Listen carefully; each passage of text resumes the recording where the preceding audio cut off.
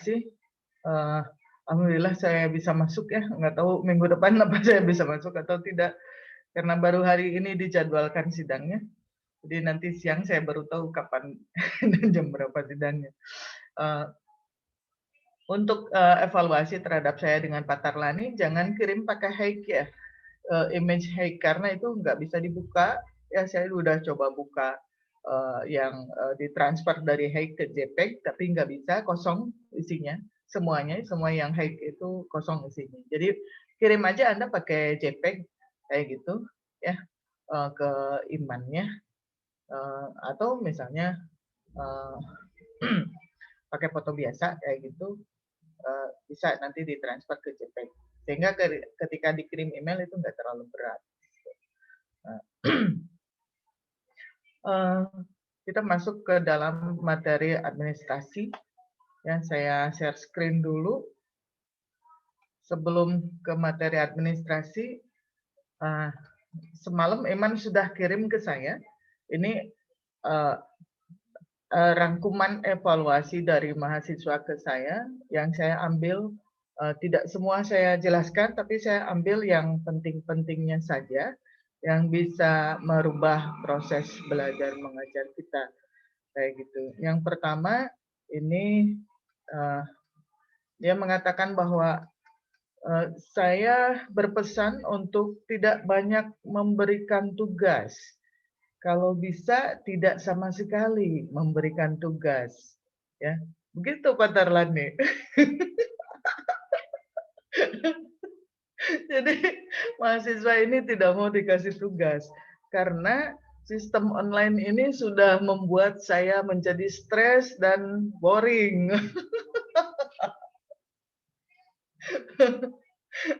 Ya, jadi Anda kalau mikirnya apa ya, sempit ya pasti stres dan boring gitu ya. Kayak gitu. Mau offline, mau online itu bisa stres dan boring. Kayak gitu. Kalau offline misalnya di kelas ketemu dosen, dosennya pika sebelen, dosennya itu bikin boring, ngajarnya nggak menarik, cuma baca slide, wajahnya kusam, cembetut, ya, nggak ada senyum-senyumnya, kayak gitu. Itu juga bikin stres dan bikin boring gitu ya. Jadi karena kita hidup di dunia hanya sebentar ya, bikin happy aja Mas, ya. Ini laki-laki kayaknya yang nulis. Ya kan ya, bikin happy aja. Kayak gitu, bismillah aja gitu. Bismillahirrahmanirrahim. Makanya sebelum kuliah itu mandi ya, kayak gitu, sholat subuh jangan kelewat. Jadi nggak stres, nggak boring gitu. Seger kalau udah mandi mah. Ya, mau kuliah tuh mandi, sarapan, kayak gitu. Kalau perlu telepon pacar ketiga, semangat tuh, kayak gitu. Ya, jangan stres, jangan boring ya. Ini komentar paling lucu. Aduh, bikin tugasnya happy ya. Dibikin happy ya. Aduh, itu saha deh. Nah, yang kedua, saya suka cara Ibu mengajar dengan pembawaan yang santai dan selalu memberikan contoh penerapan materi sehingga mudah dipahami. Masukan dari saya, nah ini menarik ya. Saya masukan dari saya, kalau bisa jomnya tidak dilakukan setiap minggu, Bu. Terima kasih. Oke, jomnya tidak dilakukan setiap minggu, kata ya Mas Tarlani. Boleh kita tidak jom setiap minggu, tapi untuk materi tender itu kita harus jom, karena kalau tidak dijelaskan lewat jom itu Anda nanti confuse ya, kayak gitu. Kemudian untuk materi fase produk rencana ke produk hukum nanti materinya Pak Tarlani itu juga harus jom ya satu materi itu, karena kalau tidak Anda nggak akan paham prosesnya seperti apa kalau cuma baca slide saja gitu ya. Nah, sementara kan disitulah letaknya apa ya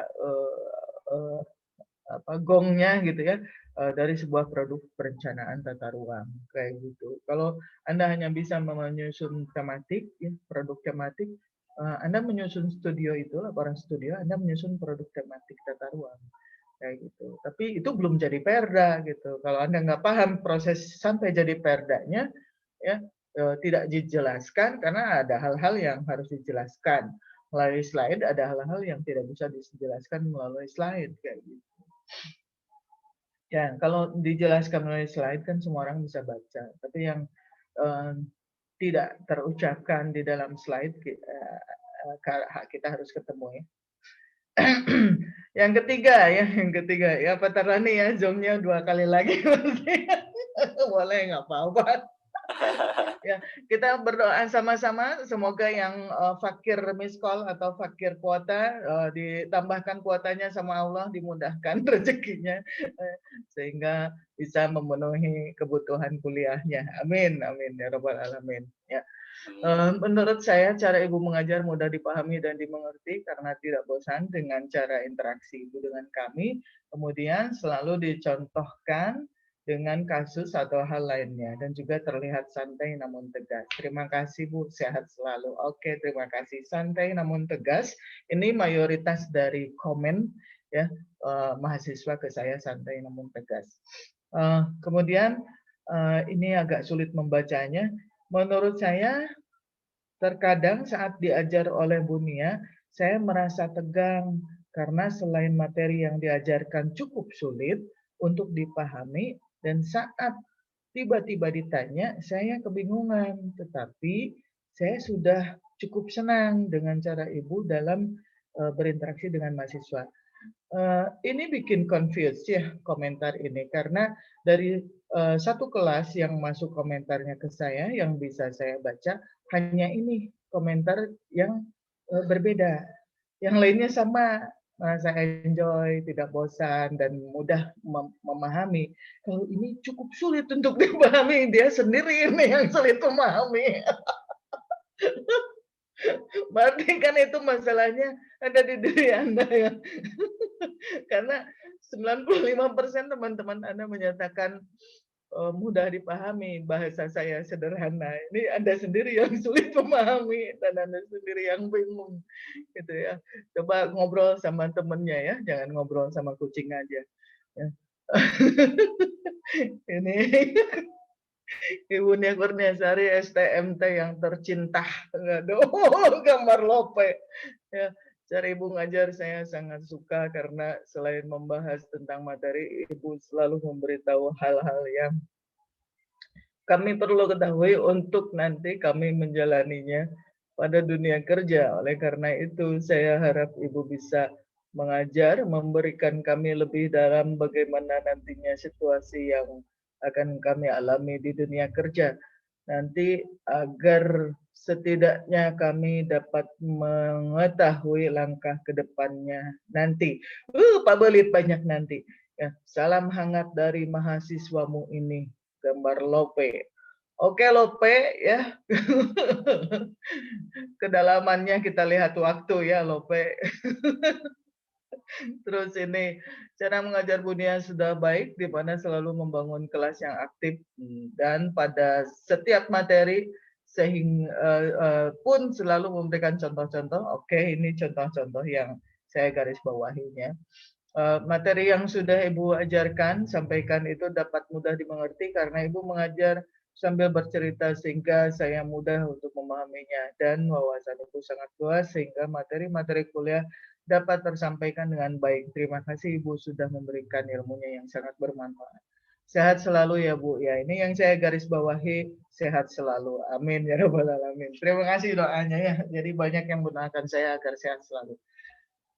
Yang harus kita coba pahami adalah proses belajar mengajar dimanapun, mau di TK, SD, SMP, SMA, sampai ke perguruan tinggi adalah proses pendidikan. Proses belajar mengajar merupakan bagian dari proses pendidikan. Seorang dosen itu harus mampu mendidik, bukan hanya mengajar. Kalau cuma mengajar, baca slide, selesai. Mahasiswanya mau ngerti, mau enggak, bukan urusan.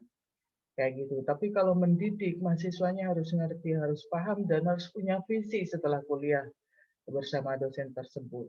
Kalau Anda tidak punya visi ketika kuliah dengan seorang dosen, Anda tidak punya uh, hasrat untuk meningkatkan kinerja ketika kuliah dengan seorang dosen. Artinya dosen itu no efek terhadap Anda. Dosen itu tidak memberikan dampak positif terhadap Anda. Kayak gitu. Nah, saya ingin memberikan dampak positif terhadap Anda. Saya ingin menggugah kreativitas dan saya ingin Anda punya visi ke depan untuk masa depan Anda sendiri.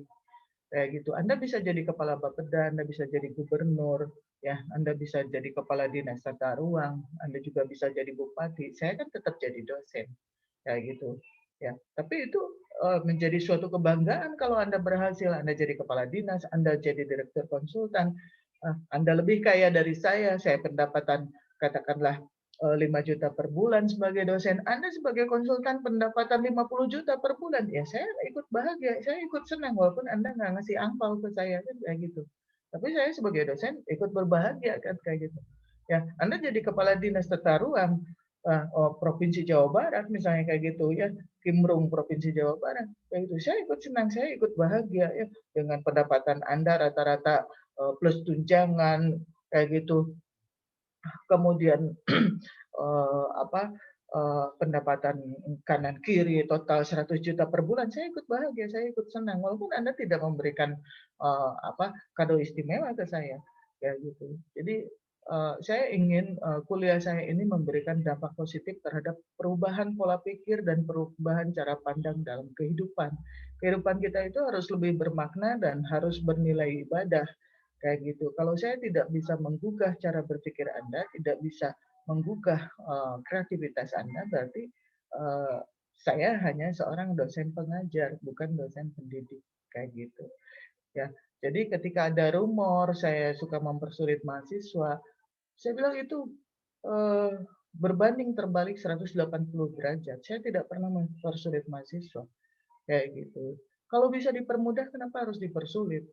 Kayak gitu. Nah, saya kebalikannya kayak gitu. Jadi rumor itu tidak benar. Jadi biasanya rumor itu berguguran, rumor negatif tentang saya berguguran di semester 4 dan semester 5 ketika Anda sudah mengambil mata kuliah pembiayaan pembangunan dan mata kuliah hukum administrasi dalam perencanaan. Kayak gitu. Ya, biasalah persaingan dalam pekerjaan itu selalu ada dimanapun kita bekerja, persaingan itu selalu ada. Orang ingin menjatuhkan kita, ya banyak kayak gitu. Orang mendukung kita ada kayak gitu. Itu hal-hal yang biasa ya. Anda kena santet biasa, saya kena santet biasa. Kayak gitu.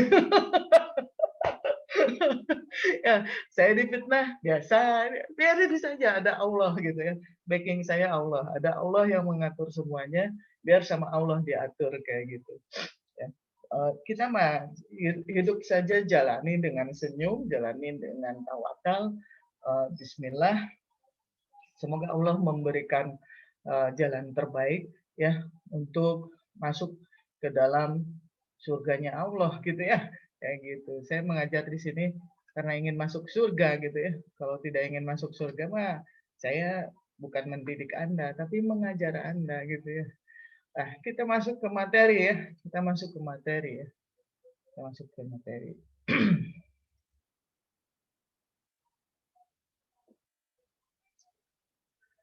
Dulu banyak mahasiswa setiap malam minggu itu botram di rumah saya ya, ngaliwat kayak gitu. Banyak itu. Bisa sampai 20 orang. Pernah paling banyak itu 21 orang. Itu setiap malam minggu mereka giliran kayak gitu. Saya bebaskan aja mereka masuk di dapur saya sendiri. Mereka makan bareng-bareng, mereka tidur di karpet bareng-bareng. Dan kami diskusi setelah makan-makan itu kami diskusi kayak gitu. Tapi kegiatan itu ternyata menumbuhkan kreativitas mahasiswa dan daya kritis mahasiswa sehingga mahasiswa banyak demo kejurusan. Sehingga tahun 2007 saya dilarang menerima mahasiswa di rumah ya sampai sekarang. Oke, nggak apa-apa ya. Jadi Anda kalau dekat-dekat dengan saya, Anda akan berubah cara berpikirnya, Anda akan lebih kritis, ya, Anda akan lebih peduli dan Anda akan sadar hak dan kewajiban Anda sebagai mahasiswa. Hak Anda apa, kewajiban Anda apa, kayak gitu. Ya, kalau hak Anda tidak tertunaikan, harus nuntut dong, jangan diam aja. Ini bunyi kompor kata Pak Tarlani. Jadi di dalam maladministrasi ini Apa yang dimaksud dengan maladministrasi, tindakan apa saja yang dikategorikan maladministrasi, dan faktor apa yang menyebabkan Bu-nya itu. share-nya di stop dulu Bu, diganti Bu. Oke, boleh. Diganti lagi? Enggak, tadi kan nggak muncul Bu, maksudnya Oh, dipin. nggak muncul. Ini muncul nggak? Udah sekarang udah. Oke.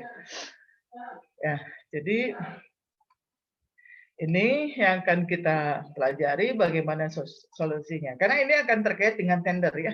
Ini akan terkait dengan tender. Anda catat betul kalau misalnya nanti Anda berbeda pendapat dengan saya, boleh silahkan. Kayak gitu ada pendapat yang lebih baik untuk mempengaruhi pendapatan kita ya lebih baik, itu boleh-boleh saja. Oke, ya.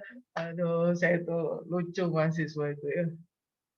Belum apa-apa udah tegang. Makanya harus minum kopi hitam ya, tanpa gula ya. Jangan minum kopi pakai gula, kayak perempuan aja. Ya.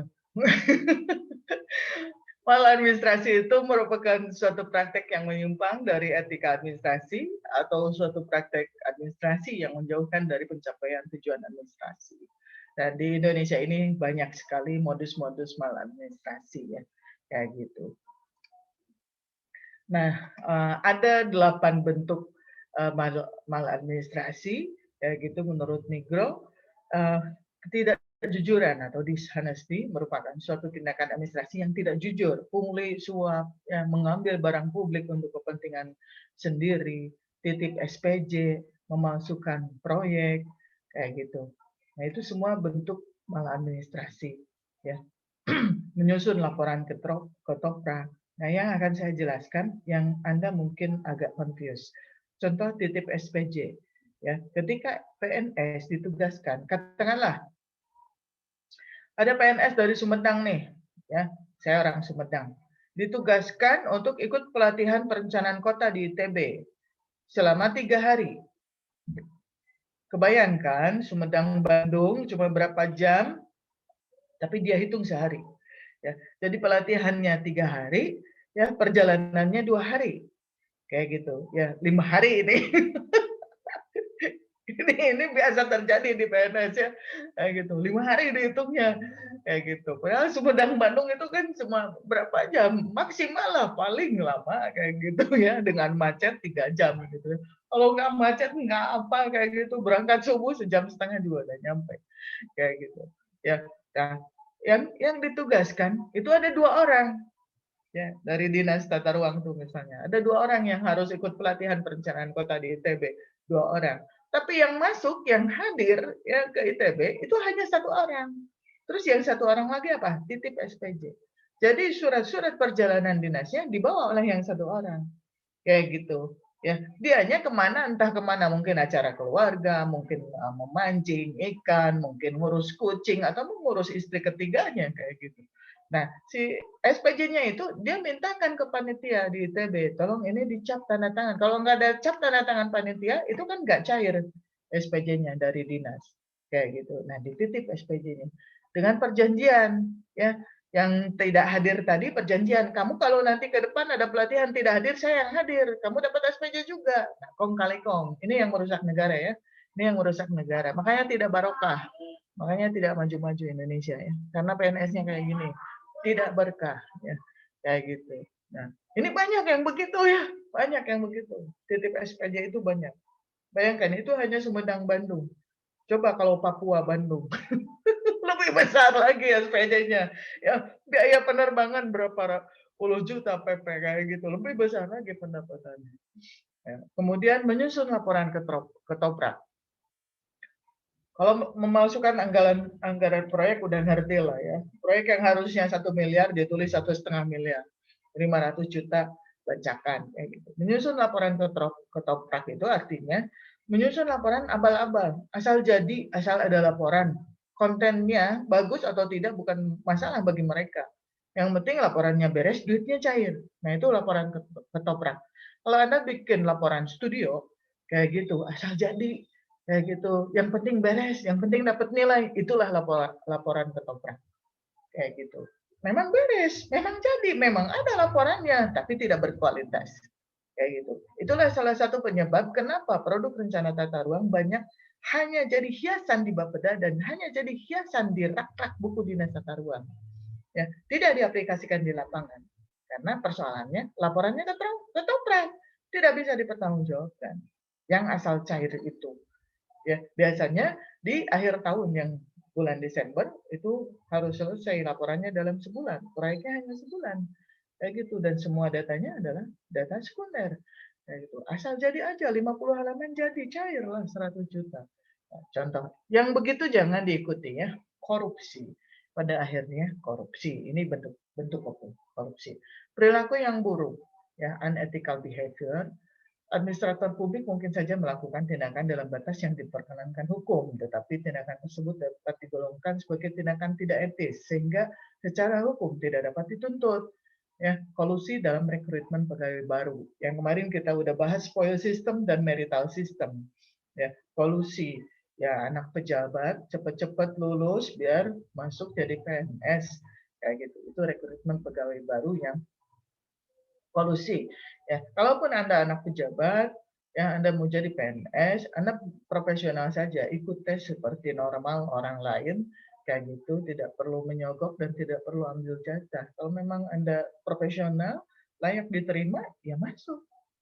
Kalau Anda tidak layak diterima, ya cari dunia lain yang lebih baik kayak gitu. Jangan sampai kalau satu kabupaten jumlah masyarakatnya ada 1 juta orang, itu jangan sampai Anda menanggung beban dosa 1 juta orang karena sikap polusi yang Anda lakukan.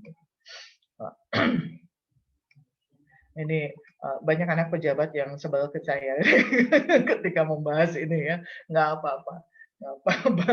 Saya hanya mengingatkan saja kayak gitu persoalan di lapangan Anda berbeda dengan saya, amaluna amalukum ya, kayak gitu, bukan masalah.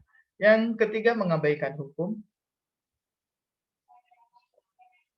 Anda sudah paham favoritisme dalam menafsirkan hukum. Jadi menafsirkan hukum yang berlaku itu suka-sukanya dia aja, kayak gitu. Suka-sukanya pejabat aja. Ya, itu mah aing we, kan kayak gitu.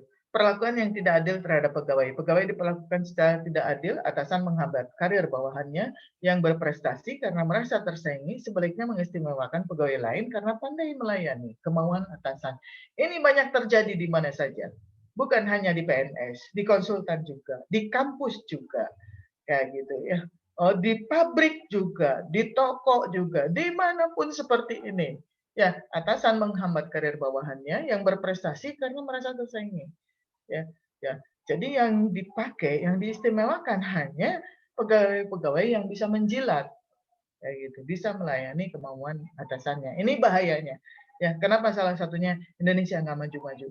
Kayak gitu. Termasuk di kampus, dosen-dosen yang kritis, berkualitas, kayak gitu, itu dihambat karirnya, kayak gitu. Kalau bisa mah nggak naik pangkat gitu ya. Tadi Pak Tarlani lagi ngurus pangkat. Gitu. Kalau bisa mah nggak naik pangkat kan, dosen itu ada pangkatnya gitu ya, kayak gitu. Karena saya mengalami hal seperti itu ya, dan saya hanya tersenyum saja. Awalnya memang saya marah, tapi selanjutnya saya hanya tersenyum saja. Saya hanya yakin bahwa rezeki itu Allah yang ngatur ya. Kalau seseorang ingin menghambat rezeki kita, menghalangi rezeki kita, tapi kalau Allah ridho itu adalah rezeki kita, siapapun tidak akan bisa menghambat. Siapapun tidak bisa menutupi rezeki kita. Yakin saja seperti itu. Ya, kayak gitu. Seperti dulu saya direkrut ikut tes dosen di Unisba, kayak gitu. Banyak sekali yang menghambat saya agar saya tidak diterima jadi dosen karena saya HMI ya. Saya Himpunan Mahasiswa Indonesia dan saya tukang demo kayak gitu. Jadi takutnya banyak mendemo kayak gitu. Ya, tapi alhamdulillah Allah memberikan jalan dan alhamdulillah saya diterima kayak gitu. Ketika saya diterima kayak gitu, ada pihak-pihak tertentu yang tidak mau saya jadi dosen dan minta dicoret nama saya kayak gitu.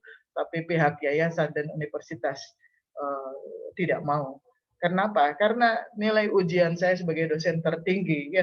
Jadi nggak bisa ini orang yang nilainya tertinggi dicoret. Maka Anda harus profesional. Kalau Anda profesional, Anda berkualitas, orang tidak bisa menyingkirkan Anda. Kayak gitu.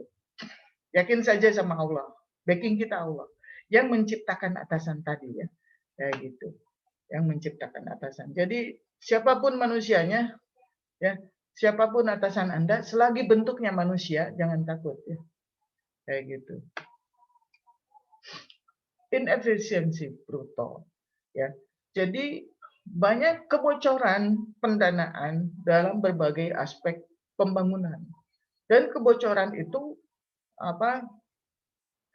di mana-mana. Kayak gitu. Kebocoran itu di mana-mana. Menutupi kesalahan. Pimpinan administrator publik menutupi kesalahannya sendiri, kesalahan bawahannya, menolak diperiksa, menolak dikontrol oleh legislatif, melarang pers meliput kesalahannya dan instansinya. Ini banyak terjadi di Indonesia ya. Ya gitu.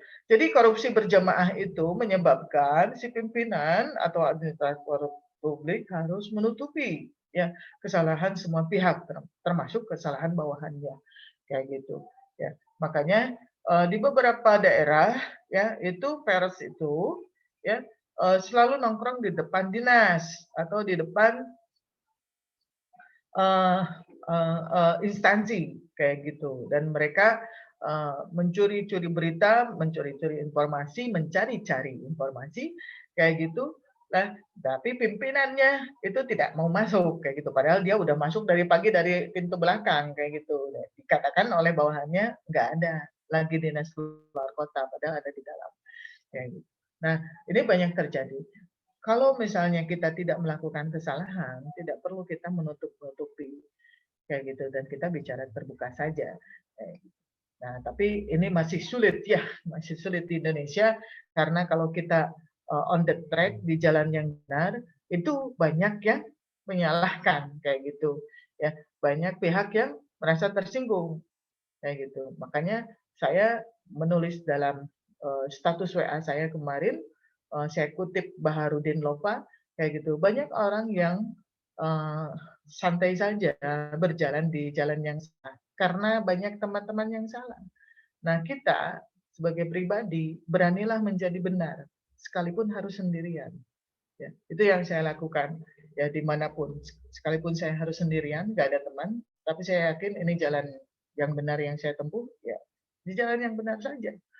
Kayak gitu. Suatu waktu ya pasti akan ditunjukkan oleh Allah bahwa kita benar. Kayak gitu. Kalaupun kita salah, suatu waktu pasti akan ditunjukkan oleh Allah bahwa kita salah. Kayak gitu. Yakin saja hidup ini akan ada punishment ya, dan reward. Kayak gitu. Gagal menunjukkan inisiatif. Nah, administrator publik, ya terutama karyawan atau bawahan ASN yang di dinas-dinas itu gagal menunjukkan inisiatif. Kenapa gagal menunjukkan inisiatif? Pertama, dia punya inisiatif, ya, dia punya pemikiran yang produktif, dia bagus, tapi pimpinannya nggak suka, kayak gitu. Akhirnya dia pendam inisiatifnya, dia nggak keluarkan, kayak gitu, ya. Nah, misalnya, ketika saya jadi dosen muda, saya punya banyak ide, begini, begitu, begini, begitu. Tapi ternyata banyak pihak yang senior nggak suka karena itu menjadi persaingan ya. Jadi potensi itu dipendam. Nah, akhirnya sekarang saya mengambil sikap diam. Kayak gitu. Lebih baik diam saja. Dipendam inisiatif saya kayak gitu ya. Dipendam. Nah, ini model yang pertama. Model yang kedua kayak gitu. Memang si teamwork ini ya si anggota teamwork di dalam dinas itu tidak punya inisiatif. Ya udah biarin aja lah gimana atasan kita mau ikutin aja kayak gitu. Kita mau ikutin aja yang penting digaji kayak gitu. Baca koran digaji, main game digaji kayak gitu. Main WA digaji, main TikTok digaji. Kan gitu PNS mah kayak gitu. Ya, rek sare, rek huai, rek nonggeng ya digaji kayak gitu. Yang penting digaji kayak gitu. Tapi kalau misalnya Anda di swasta berani-berani main TikTok lagi kerja, oh dipecat kan gitu. Dipecat. Nah, ini persoalan gagal menunjukkan inisiatif. Kita mau di pihak yang mana? Silahkan pilih sendiri ya. Kayak gitu. Korupsi salah satu bentuk maladministrasi. Korupsi bentuk perbuatan menggunakan barang publik, uang dan jasa untuk kepentingan memperkaya diri dan bukan untuk kepentingan publik. Ya, kenapa Indonesia tidak maju-maju? Karena korupsi. Korupsi melembaga, korupsi sudah menjadi bagian dari kehidupan di Indonesia. ketika orang berbicara anti korupsi, itu justru malah dicirian, malah diwaspadai, malah itu ditembak, malah itu dipersekusi kayak gitu. Nah, ini persoalan yang ada di kita. Terserah Anda generasi muda, Anda yang akan mengambil kekuasaan nanti ke depan, apakah mengikuti kondisi sekarang, lebih buruk lagi nanti, atau Anda akan memperbaiki. Ya, berdasarkan prosesnya perilaku korupsi ada 3. Pertama itu graft, ya, merupakan korupsi bersifat internal tanpa melibatkan pihak ketiga. Korupsi ini terjadi karena mereka memiliki jabatan dan kedudukan di kantor. Misalnya Anda menjadi kabid nih, kabid tata ruang ya di dinas tata ruang, ya gitu, ya. Kemudian ada kamera nih, punya kantor, ya dipinjam dulu deh untuk acara keluarga kayak gitu, kameranya dibawa, hari Minggu Anda jalan-jalan ke Ciwidey dengan keluarga, foto-foto pakai kamera kantor, itu sebut bagian dari korupsi, bentuk korupsi, tapi itu nggak kerasa kayak gitu ya, nggak kerasa. Terus misalnya si ayah ya pulang dari kantor bawa kertas A4 kayak gitu, kertasnya dari kantor, memang kertas kantor. Si anak ngerjain tugas administrasi hukum dan perencanaan, ngeprint pakai kertas yang dari kantor, itu bagian dari korupsi kayak gitu. Jadi harus jelas kalau memang misalnya ingin selamat dunia akhirat, itu harus jelas ini kertas beli dari mana, dari kantor atau beli di warung kayak itu pakai duit sendiri kayak gitu ya. Ya gitu, Ibu Nia sebel banget sih gitu. Saya hanya ngasih tahu ya. Selanjutnya terserah Anda. Kayak gitu. Ya. Bribery itu tindakan korupsi yang melibatkan orang lain di luar dirinya. Korupsi ini bersifat eksternal. Artinya tindakan korupsi ini tidak akan terjadi jika tidak ada orang lain yang melakukan tindakan penyuapan, penyogokkan, pelicin terhadap dirinya. Kayak gitu. Pada awalnya ya si pejabat ini tidak akan korupsi, tapi ternyata ada konsultan kayak gitu yang menginginkan proyek, dia nyogok duluan pakai pelicin. Pak, kita kerjasama lah. Konsultan kami lebih bagus, lebih profesional. Kami bisa ngasih DP deh ke Bapak. Kayak gitu. Mau apa? Mau seharga motor NMAX atau XMAX atau mau seharga uh, apa mobil Avanza kayak gitu ya, kayak gitu. Nah itu nyogok duluan, sehingga akhirnya si pejabat ini di Bandung dia butuh motor, dia udah minta motor, oke lah motor saja deh, X-Max kayak gitu. Buat anak saya kuliah di Bandung, terjadilah korupsi. Awalnya dia nggak mau, tapi karena ada desakan dari luar, akhirnya korupsi. Kayak gitu. Bribery banyak terjadi di dunia konsultan. Kayak gitu. Di dunia konsultan itu ada salah satu bentuk dorongan korupsi yang disebut dengan sistem ijon. Jadi proyeknya belum ada, proyeknya baru tahun depan, kayak gitu. Tapi tahun ini sudah diijon. Tahun depan akan ada proyek ini, 1, 2, 3, 4, 5, 10. Kayak gitu. Kemudian diijon, siapa yang berani ngijon? Jadi tahun ini yang si konsultan sudah nutup kayak gitu kepada dinas kayak gitu, sistem ijon. Ada di satu kabupaten di Jawa Barat ini terjadi ya. Beberapa konsultan di Bandung melakukan persaingan ijon kayak gitu. Si A memberi 30 juta, si B memberi 50 juta, si C memberi 25 juta. Kayak gitu. Nah, jahatnya si pejabat ini minta ke semua. Yang diloloskan siapa? Si B yang 50 juta. Apakah uang si A dan si C kembali? Tidak. Tidak kembali. Ya gitu. Itulah sistem ijon. Dan ini banyak terjadi ya di dunia konsultan. Kalau Anda tanya betul kayak gitu, itu nggak akan ada yang ngaku. Kayak gitu. Tapi kalau Anda sudah masuk ke dalam satu sistem project seperti itu, akhirnya TST, tahu sama tahu. Kayak gitu ya. Ini dialami oleh salah satu kawan saya yang dia mengijon 30 juta, ketika tahun depan proyeknya cair, yang menang bukan dia tapi orang yang 50 juta tadi. Kayak gitu. Dia komplain ke kepala dinas dan meminta uangnya kembali, tidak bisa kembali. Itu kan bagian dari biaya entertain, kata kepala dinasnya kan kayak gitu. Biaya entertain disebutnya kayak gitu. Nah, ini tidak boleh ya, ini tidak baik ya. Ini merugikan semua pihak. Yang rugi rakyat. nepotism. Suatu tindakan korupsi berupa kecenderungan pengambilan keputusan yang tidak berdasarkan pada pertimbangan objektif rasional, tapi didasarkan atas pertimbangan nepotism, kayak gitu, dan kekerabatan, kayak gitu. Jadi contoh tadi perekrutan karyawan, ya, karyawan baru, kayak gitu, PNS baru, atau dalam hal proyek. Oh, ini udah proyek keluarga bupati, ya. RDTR Kecamatan A ini udah punya keluarga bupati, RDTR Kecamatan B ini sudah punya keluarga anggota dewan, ketua DPRD. Itu nggak bisa. Jadi dari 10 RDTR yang ada, misalnya cuma satu yang nggak punya siapa-siapa, cuma satu yang dilelang betul-betul, dilelang bersih gitu kan, kayak gitu. Cuma satu. Nah, saya pernah punya pengalaman, ini kami tes case, ya. Jadi saya dengan suami saya tes case pasar, kayak gitu. Jadi ini kenakalan yang kita buat. Kami sudah tahu bahwa di kabupaten tersebut RDTR-nya sudah ada pemiliknya, yaitu jaringan dari pejabat di sana, ya, administrator publik di sana, kayak gitu. Tapi kami tetap mengirimkan tender, kayak gitu, ya. Kami bikin sebaik mungkin, ya, metodologinya, usulan teknisnya kami bikin sebaik mungkin, dan ketika itu saya menyusun usulan teknis sampai 700 halaman, kayak gitu, lengkap banget, ya, bagus banget, kayak gitu.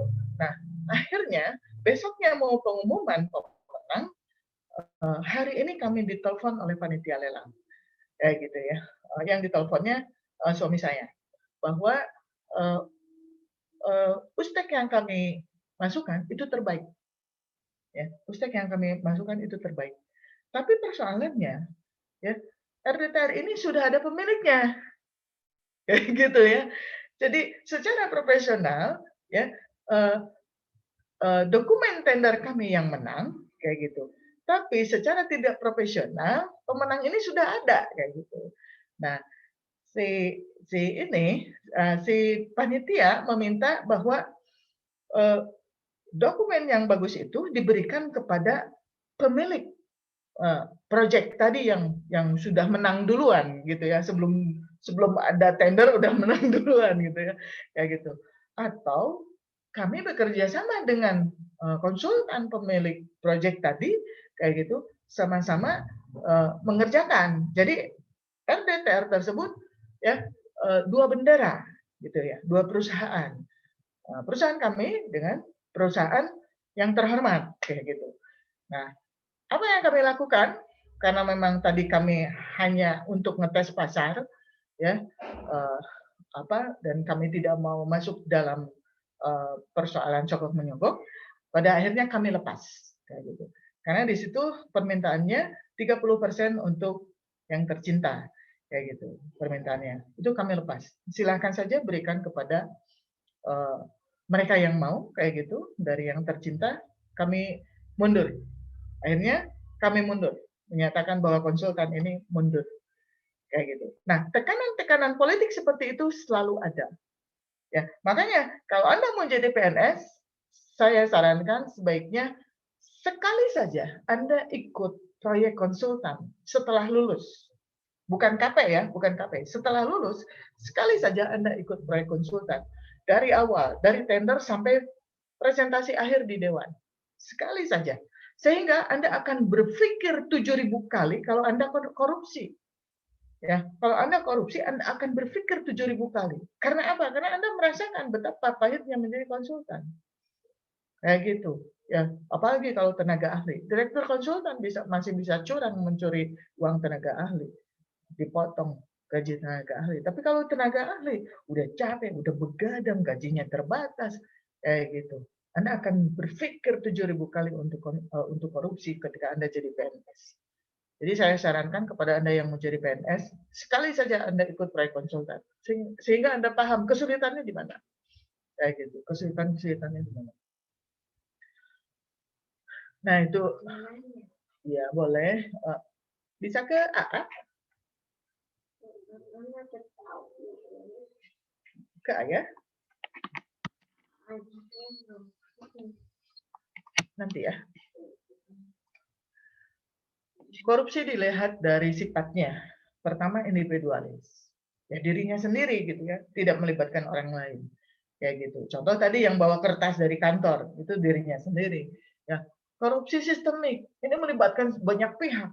Ya, melibatkan banyak orang, mau swasta, mau perguruan tinggi, mau PNS, ya ASN, mau anggota dewan. Ini semua orang terlibat. Kayak gitu, itu sistemik. Dan korupsi di Indonesia dua-duanya ada, dan banyak yang sistemik. Sehingga jangan heran kalau ada korupsi besar di KPK itu tidak terungkap sampai sekarang, karena sistemik, semua orang terlibat. Dan yang masih berkuasa juga terlibat.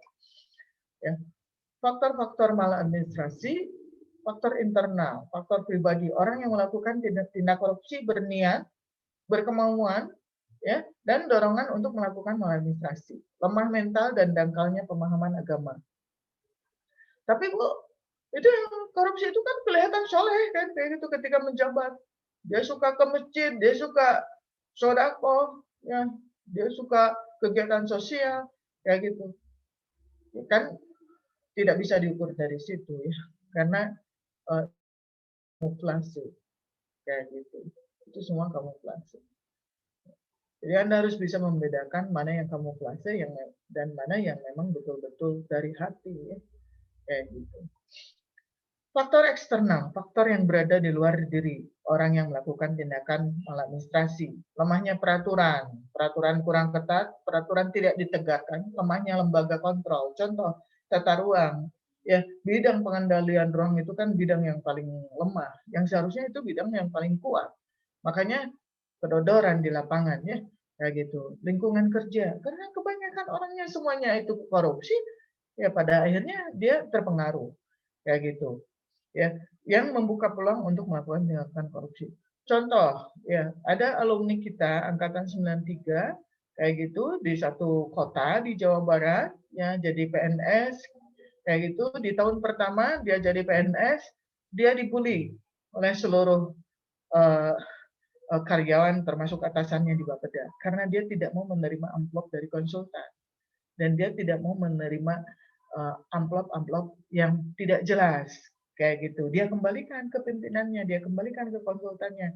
Ya, tahun kedua masih seperti itu, masih bertahan kayak gitu dan tetap dibully kayak gitu. Jangan sok suci, istri kamu butuh hidup, anak kamu butuh susu kayak gitu. Tapi dia tetap istiqomah. Waktu di Unisbannya dia mentor ya di Masjid Al Azhari. Waktu dia mentor di Masjid Al Azhari, saya di grup F, grup pementor di Masjid Salman ITB, kayak gitu, grup Ashabul Kahfi. Kami sama-sama aktif di masjid kayak gitu. Dia cerita ke saya betapa sulitnya menghindari sogokan, suapan kayak gitu dan betapa menderitanya ketika dibully kan kayak gitu. Nah, dia istiqomah, tapi sekarang dia dihormati, dihargai semua pihak ya. Kayak gitu karena keistiqomahan dia. Memang dia termasuk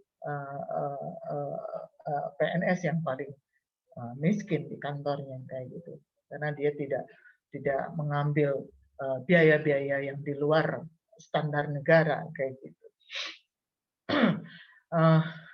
Ini faktor eksternal banyak berpengaruh yang awalnya seseorang tidak akan korupsi pada akhirnya menjadi korupsi. Etika birokrasi sebagai upaya mencegah timbulnya tindakan korupsi dan nepotisme. Tapi pertanyaannya, apakah cukup dengan etika birokrasi? Menurut Anda cukup nggak? Coba siapa yang mau menjawab? Apakah cukup dengan etika birokrasi? Korupsi bisa dikendalikan? Coba jawab. Siapa yang mau ngomong? Ya silakan. Saya Bu izin masuk. Iya silakan. Menurut saya kalau hanya birokrasi. Dipa mana? Eta mukana mana Dipa? Bu saya teh kameranya pakai USB terus error nggak bisa dinyalain. Oh gitu. Ya udah nanti pakai kamera ya ke depan. Terus kumaha Dipa? Kalau menurut saya untuk birokrasi sendiri itu tidak cukup ya Bu, karena harus ada kemauan dari diri sendiri juga, terus harus ada pengaruh lingkungan yang baik juga gitu Bu.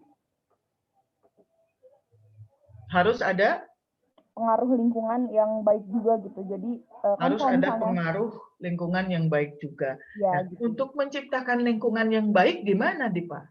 Nah, kitanya harus pandai-pandai dan pintar-pintar untuk memilih lingkungan itu sendiri. Kalau misalnya emang lingkungan kita tidak mendukung untuk baik, nah diri kitanya aja gitu Bu yang baik gitu loh. Oke, jadi salah satu tipsnya adalah kita harus bisa memilih teman yang baik.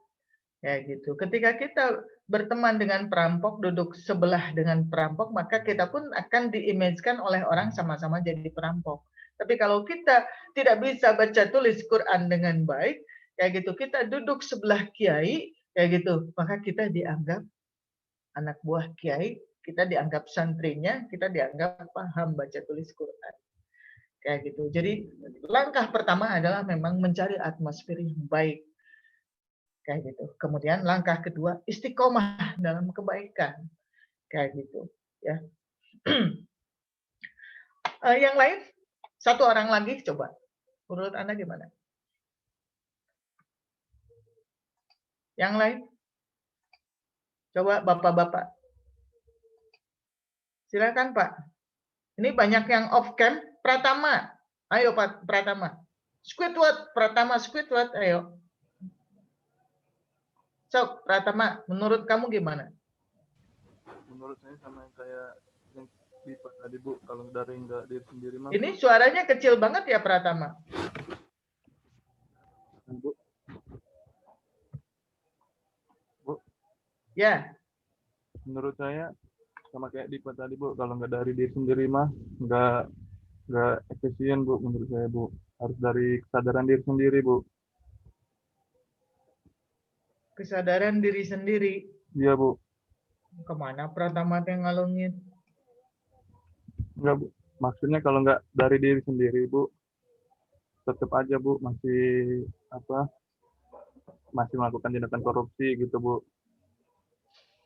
Terus bagaimana caranya agar kita ini sebagai pribadi ya betul-betul menyadari dan tidak mau masuk ke dalam ruang itu? Kalau menurut saya sih ini Bu rajin sholat gitu Bu. Kan kalau rajin sholat gitu ntar rajin ibadah sama Tuhan ntar kan takut korupsi Bu gitu Bu. Takut buat yang begitu Bu. Kalau menurut saya Bu. Tapi kan banyak koruptor yang sholat. Berarti dia mah sholatnya nggak niat Bu, bohongan Bu. Oke, jadi backup pribadi, benteng pribadi, ya itu harus kuat kayak gitu, lebih Iya Bu. mendekatkan diri pada Allah kayak gitu. Sholat salah satu jalan ya, minimal kita 3S ya, sholat, sholawat dan sodakoh kayak gitu. Iya Bu. Oke, makasih Pratama. Yang minimal Sama ngomong Bu. lah. Ya. Dampak maladministrasi, dampak korupsi, kolusi, nepotisme, dampak maladministrasi itu pertama kemiskinan. Ya, kemiskinan struktural terus berlanjut. Orang miskin mewariskan kemiskinan lagi, orang kaya mewariskan kekayaan lagi. Yang miskin tambah miskin, yang kaya tambah kaya. Keterbelakangan, ya. Keterbelakangan, semakin terbelakang, semakin tersudutkan, semakin tidak berdaya kayak gitu. Kebodohan, yang bodoh semakin bodoh. Ya, seperti sekarang sekolah-sekolah di daerah tidak bisa daring kayak gitu, tapi juga tidak bisa dia offline kayak gitu. Ya, contoh misalnya di sini aja saya di Jatihandap gitu ya. Saya di Jatihandap tapi di atasnya kayak gitu. Ya, ada satu SD yang mereka tidak daring. Karena masyarakatnya nggak bisa daring. Jadi mau dari mana kuotanya kayak gitu. Ya, nggak bisa. Akhirnya gurunya seminggu sekali berkunjung ke rumah murid ya, dibuat berkelompok. Satu rumah untuk 10 murid misalnya gurunya berkunjung. Nah, itu hanya seminggu sekali. Ini kan proses pembodohan. Ya. Negara tidak hadir di sini. Tidak semua rakyat punya kuota. Ya, tidak semua guru punya kuota. Ya gitu, nggak bisa difasilitasi kayak gitu. Ya. Kayak gitu. Jadi tidak merata. Pengangguran di mana-mana. Karena adanya korupsi menimbulkan pengangguran. Kayak gitu. Berapa juta yang menganggur, berapa ribu yang menganggur. Di kabupaten Anda berapa ratus ribu yang menganggur. Kalau misalnya kita korupsi, kita menciptakan pengangguran. Daya beli menurun. Sekarang daya beli menurun. Kayak gitu.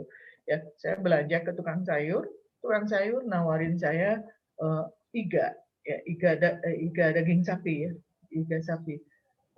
Neng ya iga, neng ya dagingnya. Saya bilang, oh enggak, saya beli ayam saja. Kayak gitu. Karena emang lebih baik ayam saja untuk saat ini gitu. Karena tidak terbeli iga gitu. Kayak gitu. Ini udah 2 hari nggak ada yang beli. Ya makanya Cece jangan beli beli daging sapi dulu karena daya beli lagi menurun gitu. Yang laku apa? Kangkung sama bayam, tahu tempe. Itu yang laku. Dan itu habis jam 7 pagi juga udah habis. Kayak gitu. Jadi ibu-ibu cuma datang hanya beli kangkung, seikat kangkung ya dan sepotong tempe. Ya, selesai pulang. Kayak gitu. Itu berebut kangkung sama bayam, tahu tempe. Daging itu dibiarkan saja, ikan juga dibiarkan saja. Bayangkan, tingkat kecerdasan anak-anak kita akan menurun karena daya beli menurun. Orang tuanya tidak bisa beli telur, kecerdasan anaknya turun. Kecerdasan anaknya turun, maka kualitas masyarakat menurun. Kayak gitu. Ketika kualitas masyarakat menurun, siap-siap dijajah orang lain. Kayak gitu. Kita nggak bisa berpikir produktif. Itu karena maladministrasi. Aksesibilitas rendah. Mana sekarang yang ada pembangunan jalan? Nggak ada. Kayak gitu. Ya. Kemudian kesenjangan sosial. Ya tadi, yang miskin tambah miskin, yang kaya tambah kaya. Kayak itu, kesenjangan sosial. Jadi kalau Anda masih bisa makan dengan daging ayam, Anda masih bisa makan dengan ikan gurame atau jair nila, bersyukur. Karena banyak orang sekarang yang makan cuma sekali. Dan itu hanya dengan tahu. Kayak gitu. Disparitas ruang. Disparitas ruang. Sekarang ruang tidak terkendali. Ya, karena penegakan hukum terkait dengan penataan ruang itu tidak berjalan. Kayak gitu. Maka tumbuh ruang-ruang yang dikendalikan oleh investor kayak gitu dan menyisihkan masyarakat asli.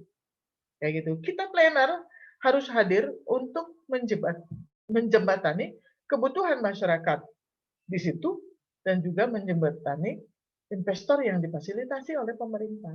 Kayak gitu. Jadi pemerintah ini hadir untuk siapa?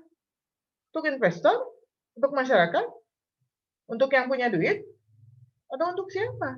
Kayak gitu. Nah, persoalan disparitas ruang ini bisa menyebabkan kemiskinan sampai kesenjangan sosial. Yang lainnya kira-kira apa? Yang lainnya kira-kira apa? Ada yang mau jawab? Sebutkan dampak maladministrasi. Atau mau saya tunjuk? Kamu nggak mau jawab, saya tunjuk. AA Pahri. Ya, AA Pahri AHA. Sok A. Mandi nggak? Mandi, Bu. Hah? Mandi. Oh, mandi. Sok atuh. Gimana A? Sebenarnya kalau yang saya lihat, Bu, yang saya pikirin ya ini Bu, kemunduran sama gitu kemundurannya ini gitu di negara itu gitu Bu, di wilayah itu kalau misalkan mereka ini ya masih sama kayak keterbelakangan sih Bu. Belum kepikiran itu kalau yang lain apa Bu? Itu kalau yang saya Belum kepikiran. Nah, yang lain yang nggak ada di slide ini bisa menyampaikan? Rojak, Padul, Rojak, ayo Rojak. Rojak mana mukanya? Cuma kelihatan sepotong. Nah gitu dong, biar Dinda ngelihat kumisnya yang ganteng. Ayo.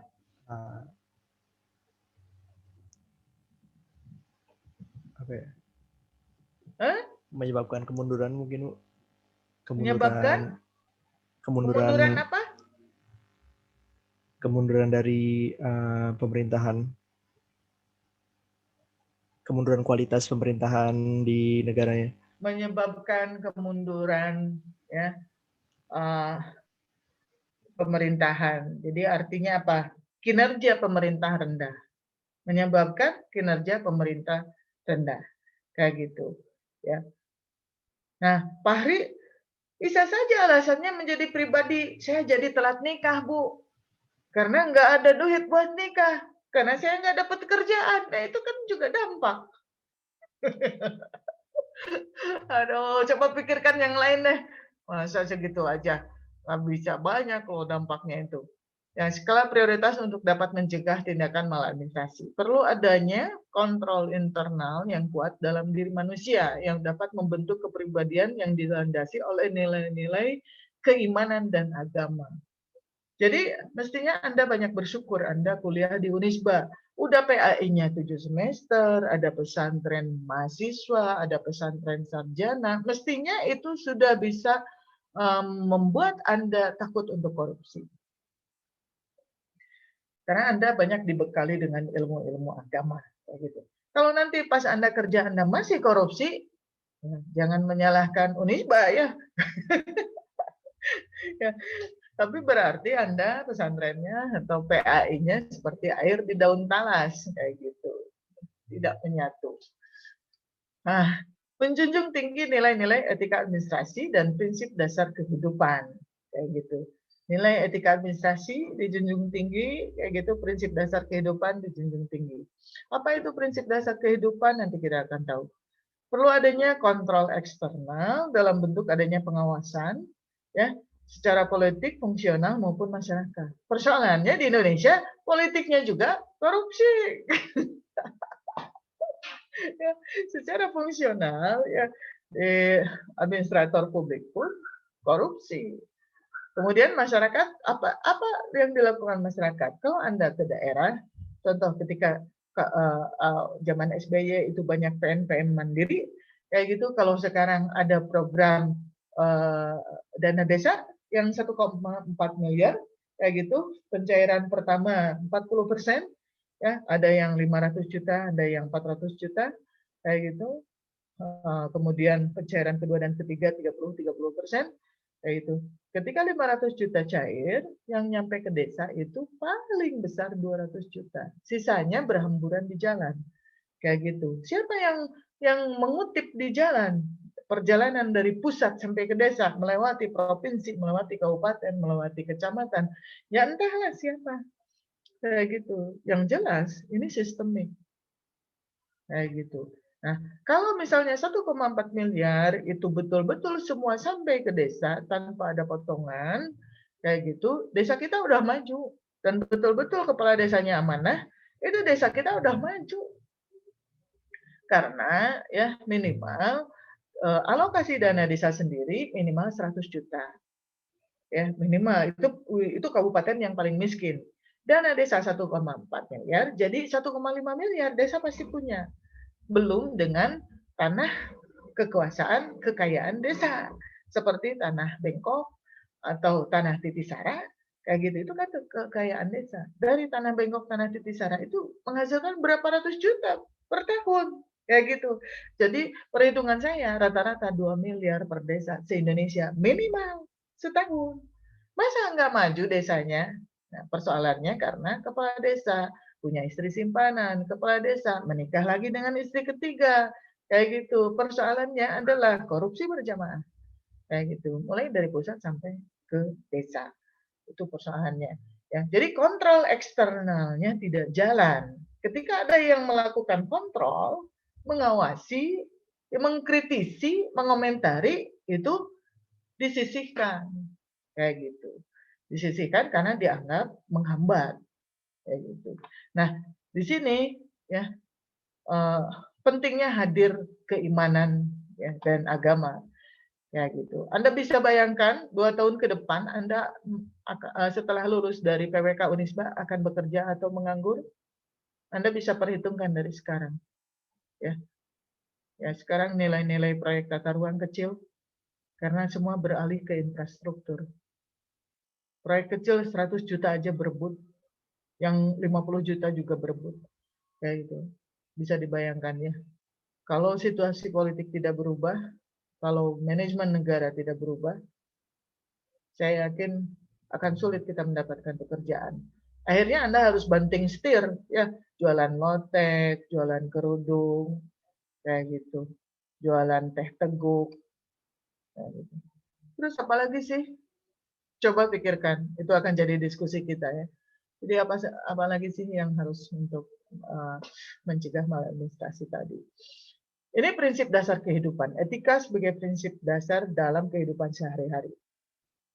Etika itu bukan benar dan salah, tapi baik dan buruk ya, kayak gitu. Kalau kita menjunjung tinggi etika dalam kehidupan, ya, maka kita akan saling menghormati satu sama lain. Dosen akan menghormati mahasiswanya, mahasiswa akan menghormati dosennya, kayak gitu. Ya, kalau kita menjunjung nilai etika, kayak gitu. Nah, kemudian kejujuran dan integritas. Ini yang hilang di bangsa Indonesia. Kejujuran yang hilang. Kita terlalu banyak bohong. Ya, kayak gitu. Kalau ada yang bicara jujur, tidak disukai. Kayak gitu. Itu anehnya ya. Kayak gitu. Kalau Anda punya kejujuran, maka Anda akan punya integritas yang tinggi. Kayak gitu. Kalau misalnya kita sering suka bohong, kita tidak akan punya integritas. Kayak gitu. Yang ketiga, bertanggung jawab. Jelas. Hormat pada aturan dan hukum masyarakat. Nah, sekarang aturan yang sudah jelas saja, ya, itu tidak diikuti. Hukum masyarakat yang tidak tertulis, apalagi itu diabaikan, kayak gitu, diabaikan. Anda hati-hati ya, yang suka main TikTok ya, terutama ibu-ibu ya, perempuan, ya. Anda joget-joget depan TikTok pakai baju ketat ya, payudara kemana-mana, pantat kemana-mana, kayak gitu. Itu Anda bisa bikin dosa jariah. Itu sepanjang orang melihat TikTok Anda, sepanjang itu Anda memberikan dosa jariah. Kayak gitu. Jadi hukum masyarakat yang tidak tertulis harus kita patuhi. Hormat pada hak orang atau warga lain. Contoh ya, yang harus hati-hati adalah laki-laki. Memang rokok itu bagi Anda itu hal sepele. Anda merokok di mana saja, asapnya dihirup orang lain, kayak gitu. Ya, padahal setiap orang itu berhak mendapatkan udara bersih. Ya, jadi kalau Deden Rizky Oktaviana merokok depan saya dan saya menghirup asap rokok dari Deden, saya akan tuntut Deden sampai akhirat karena Deden mengambil hak udara bersih saja. Kayak gitu. Jadi kalau Anda paham menghormati hak orang lain, Anda tidak akan merokok di depan publik, di depan orang lain, tapi Anda akan merokok di hutan atau di kebun. Ya, kita ngurus rokok saja, sepuntung rokok saja, nggak becus, apalagi ngurus negara. Ngurus rokok saja nggak becus, apalagi ngurus negara. Ya, Anda masih merokok depan perempuan, Anda masih merokok depan teman Anda yang tidak merokok. Saya yakin Anda kalau nanti jadi pegawai negeri pasti korupsi. Ya, setiap orang punya hak yang sama mendapatkan udara bersih. Kayak gitu. Makanya saya kalau ada yang merokok langsung saya tegur. Saya naik angkot ada yang merokok, saya yang turun. Saya bilang ke supirnya, "Mang, ya yang ngerokok, saya turun." Kalau supirnya yang ngerti, Kang, pareman Kang, si ibunya turun. Kamu entah, Kang bayar 2 kali. Kayak gitu. Ya. Jadi saya beberapa kali itu pengalaman naik angkot, saya menegur mahasiswa yang merokok. Saya nggak tahu itu mahasiswa mana, dan beberapa kali mahasiswa ITENAS karena dia turun depan ITENAS dan dia mencak-mencak marah-marah ke saya. Saya balik marah-marah kayak gitu. Orang saya juga nggak kenal dia, biarin aja. Kayak gitu ya. Jadi belajarlah menghormati hak orang lain. Cinta pada pekerjaan. Cintai pekerjaan itu sepenuh jiwa kayak gitu. Pekerjaan kita nanti setelah lulus apapun cintai, lakukan. Bismillah kayak gitu. Kalau Anda jadi dosen, Anda mencintai pekerjaan sebagai dosen, lillahi ta'ala menyampaikan ilmu pada mahasiswa agar ilmunya bisa diserap oleh mahasiswa, agar barokah, agar bermanfaat. Kayak gitu.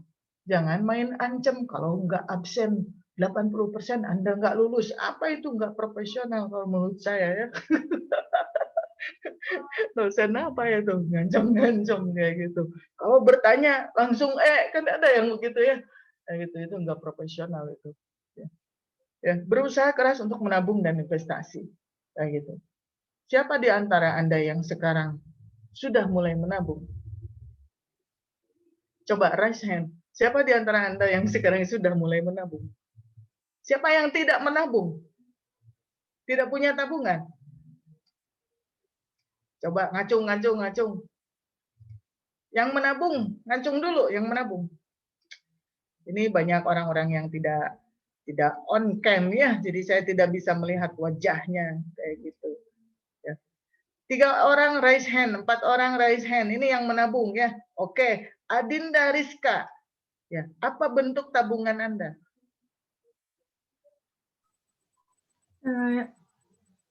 Yang ini Bu, di bank, nyimpen di bank Bu. Nyimpen di bank. Oke. Jadi mayoritas nyimpen di bank ya? Mayoritas nyimpen di bank? Yang 4 orang ini? Ya Bu. Yang lain? Saya enggak Bu. Enggak. Bentuknya apa? Tabungan Bu. Tabungan. Tapi di bank? Enggak. Di rumah? Iya. Oke. Sekarang saya ajarin Anda hidup sejahtera ya. Anda jangan mau diberikan apresiasi, ya penghargaan oleh orang lain karena Anda terlihat seperti kaya, tapi sebetulnya Anda tidak kaya. Kayak gitu. Tapi biarkan orang lain melihat Anda seperti tidak kaya, tapi sebetulnya Anda kaya. Mulailah menabung, boleh dalam bentuk uang, tapi saya sarankan, ya kalau uang Anda udah cukup untuk beli emas, 1 gram, 2 gram, alihkan ke emas. Mulailah menabung ketika emas Anda sudah terkumpul, ya 10 gram, dijual, beli tanah. Jadi ketika saya menikah, saya sudah punya kebun, sudah punya sawah, sudah punya kolam ikan di kampung saya. Saya menabung dalam bentuk tanah. Ya, jadi ketika anak saya yang pertama lahir, saya menanam pohon jati emas 150 pohon di kebun saya. Ya, anak saya yang kedua lahir 100 pohon jati Cirebon. Kayak gitu. Ya. Ini tidak dipikirkan orang. Tapi ini positif. Pertama, merawat lingkungan hidup. Catchment area. Ketersediaan air untuk masyarakat sekitar. Yang kedua, ya, pohon itu akan ditebang hanya kalau perlu. Contoh, anak masuk perguruan tinggi, kita nggak punya uang, tebang pohon. Anak mau nikah, kita nggak punya uang, tebang pohon. Pohonnya udah gede-gede. Kayak gitu. Pohonnya udah gede-gede. Jadi mulailah berpikir ke sana. Jangan berpikir nabung beli mobil, nabung beli motor. Motor kecelakaan besok hilang.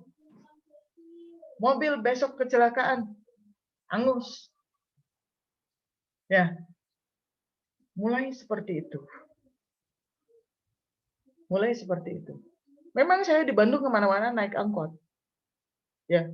Tapi kalau saya ke Sumedang, kayak gitu, ke kampung saya meninjau sawah, saya meninjau kebun, kayak gitu. Dan nilai tanah terus naik. Nilai tanah terus naik. Ketika saya beli kebun 25.000 per tumbak dulu, waktu saya masih gadis. Sekarang kebun saya ditawar orang 750.000 per tumbak. Artinya naik terus nilai lahan. Kayak gitu. Itulah kita harus mulai menabung dari sekarang. Harus menabung, ya. Nggak perlu beli lipstik yang 100.000. Nggak apa-apa, beli lipstik yang 30.000 saja. Yang penting kelihatan merahnya. Kayak gitu. Ya. Tapi Anda ketika menikah sudah punya saving, sudah punya tabungan. Jadi saya tidak nyaris jarang beli beras. Beras tinggal ambil ke Sumedang. Dan saya bisa berbagi dengan keluarga saya yang lain. Ya, membagi beras dengan keluarga yang lain. Sodakoh di situ ada. Kayak gitu. Ya. Membantu orang kampung di situ ada. Jadi mulai menabung dan investasi ya. Cara menabungnya yang bisa bermanfaat untuk semua pihak, untuk keluarga dan tetangga-tetangga. Mau bekerja keras. Bekerja keras, sekarang itu Anda terlalu banyak main game, ya, sehingga mengurangi kinerja Anda. Kayak gitu. Kurang mau bekerja keras. Anda kan di rumah aja. Olahraganya apa? Ngepel, nyapu, nyuci baju, nyuci piring, itu olahraganya itu. Kayak gitu. Ya. Tepat waktu. Tepat waktu. Ini agak sulit kita lakukan ya. Tepat waktu. Kayak gitu. Saya berusaha untuk tepat waktu. Tadi saya yang paling duluan masuk Zoom. Kayak gitu. Kita agak sulit. Bagaimana kita mau memanage kehidupan kita ke depan kalau kita sulit memanage waktu? Kayak gitu. Cita-cita ingin nikah 2 tahun lagi, tapi Anda tidak mampu mengatur waktu. Tidak mampu tepat waktu. Ya tidak akan tepat waktu 2 tahun lagi menikah. Mungkin Anda jomblo 10 tahun. Ya nggak? Iya dong. Hati-hati ya ibu-ibu. Sekarang perbandingan laki-laki dengan perempuan itu 1:19. Kayak gitu. Jadi ibu-ibu jangan menolak untuk poligami ya. Karena udah diatur sama Quran. Ibu menolak poligami, menolak Quran. Itu udah diatur sama Allah.